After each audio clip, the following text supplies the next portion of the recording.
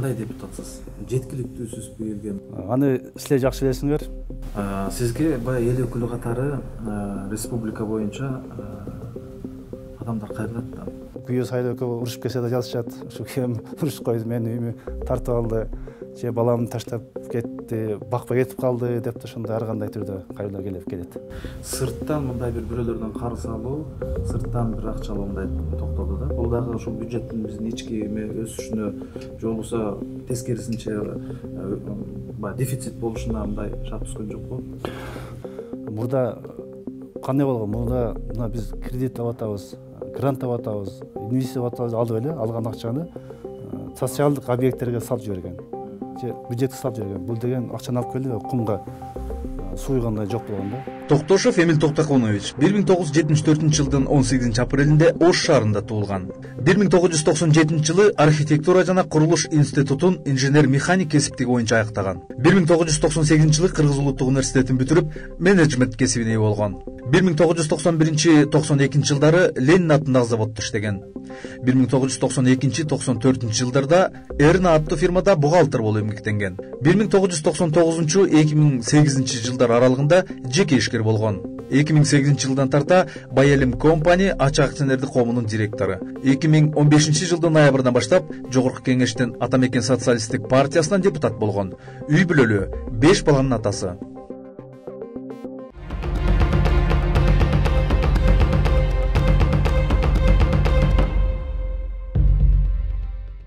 Саламатсыздар, урматтуу телекөрүүчүлөр. Биз Убада жана аракет деген көрсөтүүбүздү баштаган отурабыз. Бүгүн бизде мейманда Жогорку Кеңеш депутаты, бюджет жана финанс комитетинин төрагасы Токтошов Эмил Токтоконович. Саламатсыздар. Саламатсыз. Эмил мырза, көрсөтүүнүн өзү эле мындай ат айтып тургандай Убада жана аракет деп атпайбызбы? Мына дээрлик 1 жыл калды чакырылыштагы депутаттардын мөөнөтүнө, аяктарына да. Ошол кайсы убадаларыңарды бүгүнкү күндө аткара алдыңар, кайсынын аракеттер бүгүнкү күндө жүрүп атат дегенде ошондон баштасак биринчи суроо. Өзүңөргө маалым болгондой, мен Ата Мекендик социалдык партиянын катарынан депутат болуп келгенмин. Шайлоо учурунда 2015 жылдары биз командабыз менен бүт республиканы кыдырып, бизде өзүбүздүн алдыбызга койгон максатыбызды, программаны айтып, элдерге шайлоочуларга убада берип келгенбиз. Шайлоочулардын ишемине кирип, биз ошол 5-6 партиянын 6-чысы болуп 11 депутат мандат алып кирдик. Ошондон бери мына быйыл 4-жыл болуп атат. Туура эми элге дагы биз ар дайым берген убадаларыбызга жооп берип келгенбиз. Элге өзүбүздүн отчет берип келгенбиз. Биздин негизги социалдык партия болгондуктан биз көбүнчө ошо социалдык катмарда жашаган элдерге көңүл буруу, пенсионерлерге көңүл буруу, жана жакшы жашаган биздин карапайым калктардын турмушун оңдоо, айлык маянасы, ден соолугу, мамлекет жактан кепилдик, жардам, ушу көйгөйлүү проблемаларды ар дайым көтөрүп келебиз, дагы да көтөрө беребиз. Негизги биз орчундуу маселе, биз мына көп жылдан бери биздин шаардын четинде көп жерлерди элдер басып алып, туура эмес кагаздар менен сатышып бирөөлөргө, аны биздин үй жок, жарандар үй курам деген алган менен үй куруп алып, же жолу жок, же свети жок, же мектепке ала албайт, же бала бакчага ала албайт. Ушул көйгөйдү биз элдин алдында чечебиз деп ушуну убада берип келгенбиз. Ушул трансформация деп биз былтыр мыйзам кабыл алды. Ушу Ата Мекен партиясында салымы чоң, себеби биз ушу мурдагы салынган үйлөргө уруксат берүү документ берсин деп биз ушу тик туруп келебиз. Анан толук бул 2019-га чейин чечилди, андан бери чечилет, бирок биз дагы эле ушу кийинки мыйзамдагы демилгелеп биз сөзүбүз берип, ушул тармакта пропискасы жок адамдардын көйгөйүн чечүү үчүн биз чоң ошо шайлоодо эң негизги немелер биз ошо прописка деген нерсени жоюш керекпиз деп баягы айттыңыздар эле да. Прописка деген мурда билесиздер совет өкмөтүнөн калган система. Биз ошол прописканы да жоебуз. Бул прописка деген бул жана коррупцияга иш болуп калды. Ошон үчүн да көп иш аткардык, иштер жылыштар бар. Андан кийин көптөгөн мыйзамдар демилгеледик. Биз фракция атынан, өзүмдүн атыман демилгедик, элге иштей турган мыйзамдарды демилдеп азыр иштеп келатат. Мыйзам демекчи, мына жеке өзүңүздүн атынан канча мыйзам кабыл алдырдыңыздар? Менин эсимде ошол аңчылыкка мораторий киргизип, тыюу салуу боюнча бизде баягы чет элдик аңчылык боюнча ички аңчылыктар, браконьерлер дегендей абдан көп болуп, ушул маселени көп көтөрүп жүрдүңөр эле да. Андан бөлөк дагы кайсы мыйзамдарды жеке өзүңүздүн атыңыздан кабыл алдыңыз? Жалпы ушул жылга чейин мен 40тан ашык мыйзамга демилгечи болупмун. Анын ичинде экономикалык бар, ар кандай түрдөгү тармакта мыйзамдар. Негизги мына элдин оозуна алынган жөнөкөй эле керектүү мыйзамдардын бири мен 2016 жылы аңчылыкка тыюу салуу боюнча мыйзам көтөрүп чыкканмын. Өзүм демилгечинин негизги автору мен элем, со авторлор да кошулган. Андан кийин андан башка мына өспүрүмдөрдүн 18 жашка куракка чейин никесине тыюу салуу боюнча мыйзам кабыл алганбыз. Бул да коомчулукта аябай көп талкууларды жаратып, депутаттардын колдоосу менен, муфтияттын колдоосу менен бул да өттү. Андан кийин жана ысырап колчукка тыюу салуу боюнча да мыйзамды биздин кесиптеш Салянова Аида менен чогуу демилгелеп, ал тилекке каршы ал мыйзам өтпөй калды. Бул да коомчулук аябай колдоп турган, турмуштун жашоонун керектүү мыйзам эле. Былтыр тил боюнча мыйзам мен автор болуп кабыл алдык. Көчөдөгү көрүнүү жана жарнактарга тил, кыргыз тилин туура жазылыш боюнча эч кандай мыйзам жок экен. Ошого чейин ушу кыргыз тил деп канча акча жумшайбыз, канча биз парламент кыйкырган менен биз аны чегине бир иреттеп койгон эмес экенбиз. Ошону мен өзүм мыйзамды демилгелеп, ката жазылган болсо милдеттүү түрдө мындай айыппул катары айыппул киргизип, мындай иретке келтирип өттү, былтыр өтүп иштеп атат азыр. Бизде азыр көрүнүк жарнактар боюнча акыркы мезгилде өзгөчө мындай эл арасында мындай көп талкуу жаратып атат. Демек аларга кандайдыр айып салып же бир ооба, мурда чара көрүлөт экен да. Ооба, мурда эгерде ката жазып койсо, мээра дейбизби же жергиликтүү органдар эчтеке кылган эмес. Баарын алып кой деп. Ал менен тыйылган жок да, ким алып коймок эле. Кайталамаш үчүн аны сөз бир жоопкерчилик тартыш керек. Жоопкерчилик тартыганда биздин административдик штраф менен гана жоопкерчилик тарта алабыз. Ошондуктан мен айтып эле берейин, эң жеке жактарга 1000 сом, эгерде ката жазса, бирок бир эскертет, ката жазса, бул туура эмес, алып кой деп. Албай койсо, экинчи жолу ошондой болсо, жеке жакка 1000 сом, юридикалык жактарга 10 000 сом деп, азыркы жаңы кодекс менен ылайыкташтырып мыйзам кылып алганбыз. Сөз түрдө биринчи кыргыз тилинде жазыш керек, анан орус тилинде, анан зарыл болсо, анан башка тилдерде. Бул деген англисче, өзбекче, бирок сөз түрдө биринчи кыргызча жазыш керек. Ошондон көп эле мындай жанактарга көңүл буруп турам, бирок оңол болуп атат да, оңолду. Бул эми баягы социалдык, элге керектүү, бүгүнкү күндө турмуштук керектүү мыйзамдар. Дагы бир көйгөйлөр боюнча мурдагы министр андай Эрлан Абдулдаев, тышкы иштер министри. Ооба. Биздин ушул Кытай менен болгон байланышта өтө катаалданып кетти да. Соодагерлер кире албайт, студенттерибиз бүгүнкү күндө виза ала албайт. Ошол маселе эмне болду? Бүгүнкү күндө эле ошондой тоңгол боюнча турабы же чечилип атабы? Анткени сиз баягы аркасынан чөп көп ошол маселени көтөрүп жүргөндөр. Бул маселе Кытай элчилигинде жардыруу болгондон кийин билесиздер, кескин дипломатиялык мамиле Кыргызстан менен Кытайдын ортосунда салкындап кеткен. Ошо негизинен биздин бир эле ишкерлерге эмес, студенттерге виза бербей кыйнашкан. Кытай тарап студенттер бизге келип ыйлап, ушу окуубузду алып калды, кетиш керек дегенде өтө кыйын болгон виза алыш. Анан 2 жылдан ашык, 3 жылга жакын ушу виза бербей аябай кыйнады кошуна мамлекет. Ошондо мен көп жолу, 2 жолу көтөрүп, 2 жолу залдан да айткам, буну чечкиле, ишкерлер иштеш керек деп, ишкерлер ушундай мен өзүм да көп болдум. Виза алыш үчүн Кытай менен ишкерлер иштейт да, окуту бар, алардын планы бар, оборот акчада иштетишке турбаш керек. Ошон үчүн көп жарандар ишенбесин, көп Казакстанга көчүп кетти. Россияга көчүп кетти. Визанын айынан эле. Ушуну күтүп отурганда Казакстанга визаны берет экен Кытай, Россияга берет экен.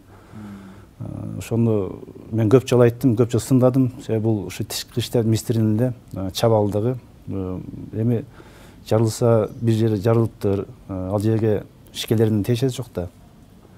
Аны террористтик акт деп тастыктады. Анан студенттердин күнөөсү бар. Биз кошуна элибиз, биз достук элибиз, кылымдан атам замандан бери Кытай менен доспуз, ошентип барып эле сүйлөшүү жолу менен чечиш болмок да. Анан мына жаңы президент шайланып, Сооронбай шайлангандан президент болгондон кийин Кытайга барып визит барып келгенден кийин ошону кичине жеңилдеп, азыр менин урушумча азыр берип калды. Бирок көптөгөн биздин ишкерлер мындай жабыркады да. Иш токтоп калды. Бизден биринчи Кытайдан келет да. Бүт товардын баары Кытайдан келет. Башка жактан келбейт. Жогорку кеңеш өтө мындай саясий чөйрө десек болот да. 6-чы чакырылыштагы сиздердин келген 6-чы чакырылыштагы депутаттардын мөөнөтүндө өтө көп саясий окуялар болду. Мына экинчи президент келди 6-чы чакырылышта дегендей. ТЭЦ боюнча көп мындай ызы чуулар болду деген. Бир топ эки премьер-министр бүгүнкү күндө камакта отурат. Ошол саясий учурларда фракция менен, коалиция менен иштешүүдө кандай кыйынчылыктар туулду? Анткени баягы тандоо деген бар, фракциянын, партиянын өзүнүн буга чейин келген тарыхый өзүнүн баягы миссиясы бар дегендей. Ошол чечим кабыл депутаттар үчүн мындай жеке өзү үчүн дагы жалпы фракциянын атынан да кандай кыйынчылыктар болду? Туура белгилеп кеттиңиз. 6-чы чакырышта абдан көп саясий окуяларга туш болдук. Президентти биздин ушул 6 союзда президент алмашты.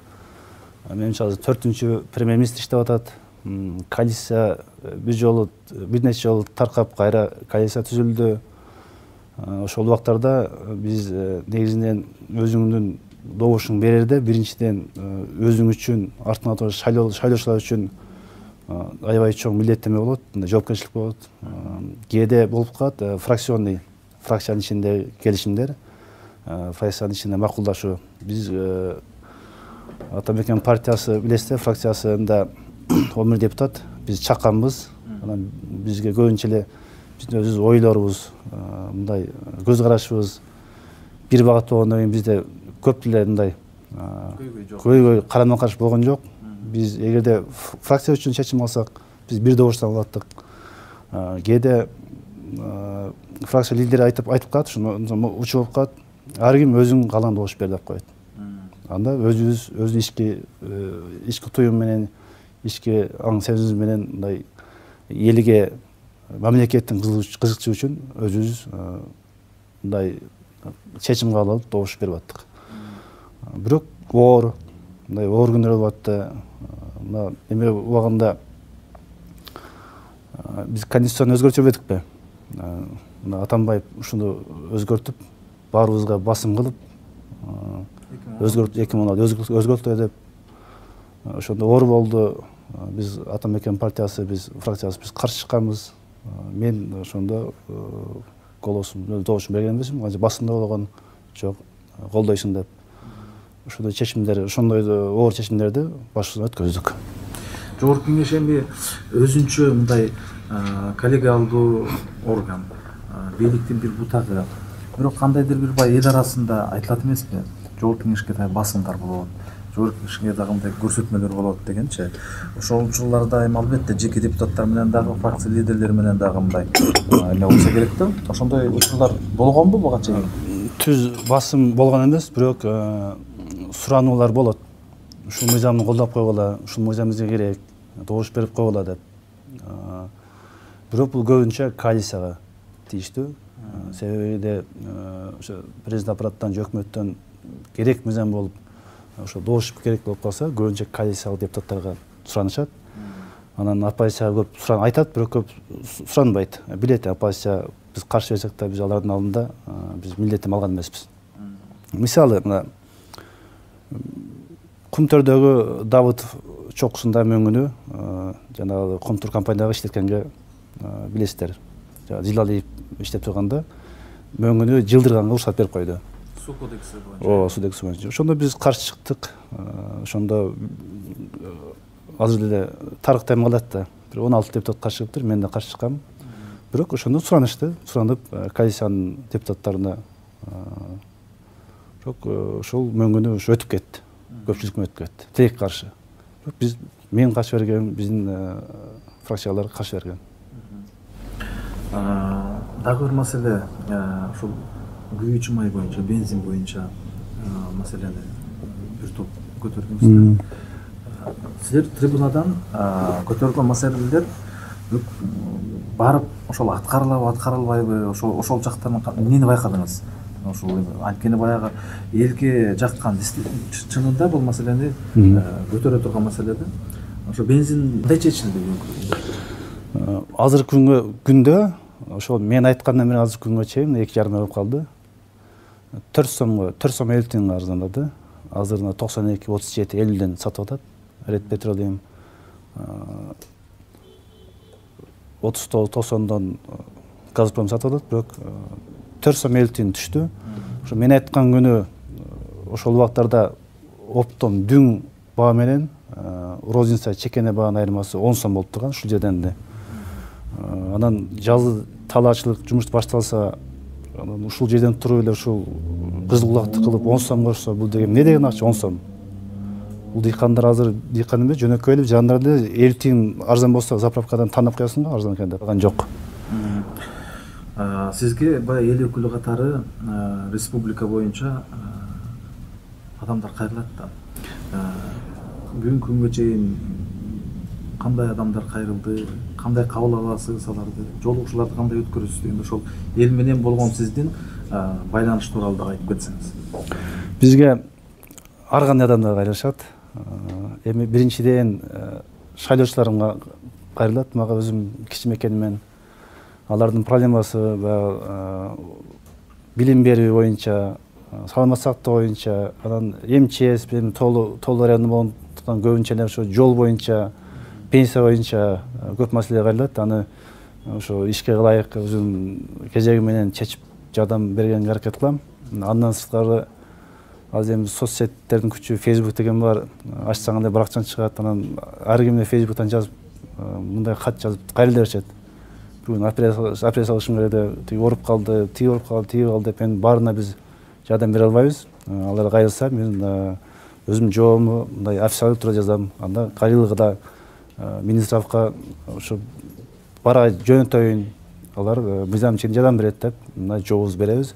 Эч ким мындай жоопсуз калбайт, бирок ар кандай кайрылуу келет. Кээде аялы күйөөсү аялы экөө урушуп кетсе да жазышат. Ушу күйөөм урушуп койду, мени үйүмө тартып алды, же баламды таштап кетти, бакпай кетип калды деп, ошондой ар кандай түрдө кайрылуу келет. Баарына биз жооп беребиз. Андан кийин ар кандай маселе болот экенде. Сиз мындай кандай депутатсыз? Жеткиликтүүсүзбү элге мындай сизди оңой жолукта алабы элдер? Же баягы орусча айтканда недоступный деп коет го көбүрөөк түшүнүп, ар кандай болот? Сиз ошо кандай депутатсыз элге? Аны силер жакшы билесиңер. Менин эшигим ар дайым ачык. Телефонум бар, менин жардамчым, мен жок болсом жооп берет. Facebook баракчам өзүм бакчам, өзүм отурам. Телефонум 15 жыл болду, номер өзгөргөн эмес. Менин табыш оңой эле. Мен ойлойм, мен эшигим ар дайым ачык. Эл менен иштеген ар дайым мен аракет кылам.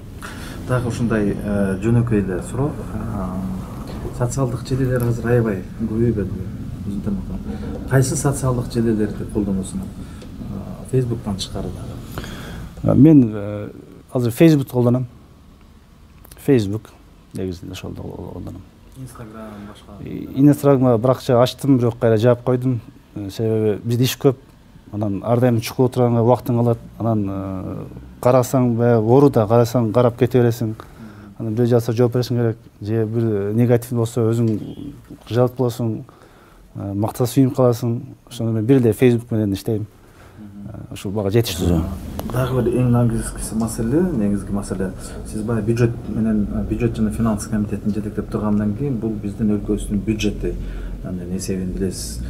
Ал бюджет кайсы тармактарга туура бөлүштүрүлүшү керек дегендей. Ушул маселеде көп баягы түшүнбөстүктөр да көп. Баары эле баягы алгысы келет, мектептен баштап, бала бакчадан баштап чоң мекемелерге чейин. Бюджетти бөлүштүрүүдө кандай кыйынчылыктар бар? Канча баягы бизде тартыштык бар бюджетте, канча жетишкендиктер болду дегендей. Мына жылдан жылга мен факт менен айтып коеюн, экономикабыз өсүп атат, удагы өсүп атат. Канча пайыз өстү? Быйыл 2018 жылы биздин ВВПбыз, ички өнүм продукция 3,5% өстү. 3,5%. Кабыл алган бюджетибиз 151 миллиард сом биздин киреше бөлүгүбүз, 161 миллиард чыгаша бөлүбүз, ортосунда дефицит 10 миллиард болуп атат. Былтыркы караганда 2018 караганда 2019дун биз кабыл алган бюджет 10 миллиардка көп болду. Ошондой эле 2018де биздин дефицит кабыл алганда 12 миллиард кабыл алганбыз, бирок жылдын аягында акыркы счет чыкканда 6 миллиард 600 миллион менен жаптык. Бул деген 2 эсе азайтты, дефицит азайтты. Бул деген сырттан келген инвестицияларды туура пайдалануу, жана кереги жок мындай туура эмес жакка багыттарды токтотуу себеби менен экономиканы ушул дефицитин үнөмдөп чыгарышты. Бул мен как ошол жерде иштеп ошо комитетте отурган киши катары мен муну айтып коюшум керек, так цифраны. Экономикабыз азырдан өсүп атат. Эми биз эле күтөбүз. Ушундай секирип болуп кетсе экен деп, бирок андай болуш кыйын экен деп. Бирок жылыш бар. Жылдан жылга жылыш бар. Олуттуу өсүш болбосо да жылыш бар, ооба. Ушул финансы маселесине келгенде, ошо 1,5 жылдан бери дээрлик жаңы президенттин Жээнбековдун келиши менен сырттан мындай бирөөлөрдөн карыз алуу, сырттан бир акча алуу мындай токтоду да. Бул дагы ошол бюджеттин биздин ички өсүшүнө же болбосо тескерисинче дефицит болушуна мындай шарт түзгөн жокпу? Токтогон жок, келип атат. Буну биз депутаттар өзүбүз көтөрүп чыкканбыз. Максатсыз албай, келли, максатты пайдаланалы деп. Мурда кандай болгон? Мурда биз кредит алып атабыз, грант алып атабыз, инвестиция алып атабыз, алып эле алган акчаны социалдык объекттерге салып жиберген. Же бюджетке салып жиберген. Бул деген акчаны алып келди, кумга суйгандай жок болгон да. Менин оюмча, тыштан келген инвестиция, тыштан келген каражат биздин экономиканы өстүргөнгө жардам бериш керек. Биздин жыртыкты жаппай эмес, бизде ошо бүтүн нерсени чоңойтконго жардам бериш керек да. Тескерисинче, ал биз карыз да, колдо баары качанты бир убакыттан мөөнөттөн кийин аны проценти менен төлөп беребиз. Ал акчаны сөз түрдө бул бир экономика пайдасы бар жака буруш керек да.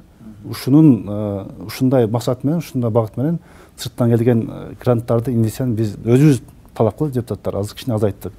Жөн алат, ала берсе, акчасы көп мамлекет бере берет экен да. 1%, 2% кой бере берейин. Мамлекет кайка качмай эле берет деп. Алган акчаны ар жака тыгып берсең, акча жок болот. Ошондо биз максаттуу түрдө пайдаланалы. Буну экономикага өндүрүшкө салалы.